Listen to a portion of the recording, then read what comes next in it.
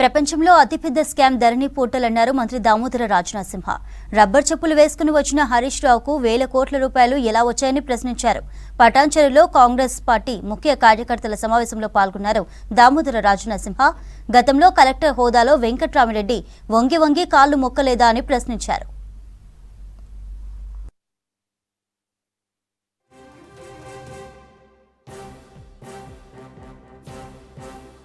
దుర్మార్గుడే దేవుడు అయిపోయాడు. రబ్బర్ చెప్పులతో తిరిగే 1000 కోట్ల రూపాయల సంపద అదరగొడితే బెదరగొడితే బెదిరిపోతాము అదిరిపోతాము అని అంటే అది భ్రమ, తెగింపు మాకు కూడా ఉన్నది. మేము 5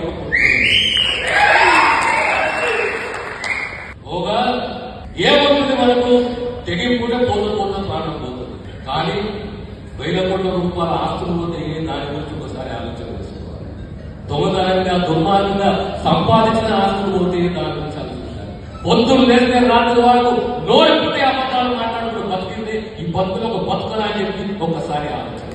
ఏపీ వల్లన సాగర్, ఏపీ కొండపోచమ్మ, ఏపీ భూసేకరణ, ఏపీ 2013 చట్టం. ఆనాడు ఒక కలెక్టర్ ఒక ముఖ్యమంత్రి కాదు ఏ రకంగా మొక్కిండు, ఏ రకంగా కలెక్టర్ అంటే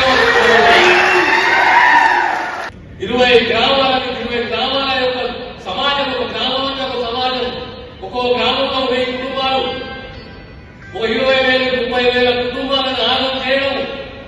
జాతీయ స్థాయిలో చట్టం వచ్చిన 2013 భూసేకరణ చట్టం, దాన్ని ఏ రకంగా ఆగం చేయడం, పేదవారిని కాపాడుకోవాలి, ఏ రకంగా అన్యాయం చేయడం. దేశ చరిత్రలో ఎక్కడ లేని పోరాటం మల్లన సాగర్ కొండా పోచమ్మ ఆ 20,000 కుటుంబాలై కోర్టు ద్వారానే న్యాయం సాధించిన చరిత్ర కుటుంబాలకి అప్రాలు కలిగింది. వీళ్ళ దుర్మార్గం ఎవరు, దుర్మార్గులు ఎవరు ఒక్కసారి మీరు ఆలోచన చేయండి.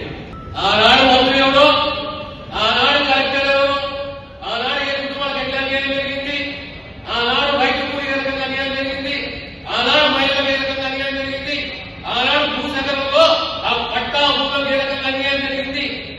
ప్రజలు మర్చిపోయారనుకుంటున్నారేమో, ప్రజలు కలవలేదు. లేక ఇంత ఆస్టేట్గా వచ్చింది. ఎక్కడ పోయిన చెరువులు, ఎక్కడ పోయిన కాలువలు, ఏ చెరువుల మీద ఏ కుంటాల మీద ఏ నీళ్లు పెట్టారు చెప్పాలా? సర్వే నెంబర్లు చెప్పాలా? మీరు వచ్చి శుద్ధపూసలైతే మాకు గిట్టగల చెప్తారు. మనం తెలంగాణని కాపాడుకోవాలి, సమాజాన్ని కాపాడుకోవాలి, యువతని కాపాడుకోవాలి. ఎందుకంటే ఇది ఉద్వేగమైనది, ఆవేదనకు చెందిన వయసు. ప్రజాస్వామ్యంలో సరైన దారి చూపెట్టే బాధ్యత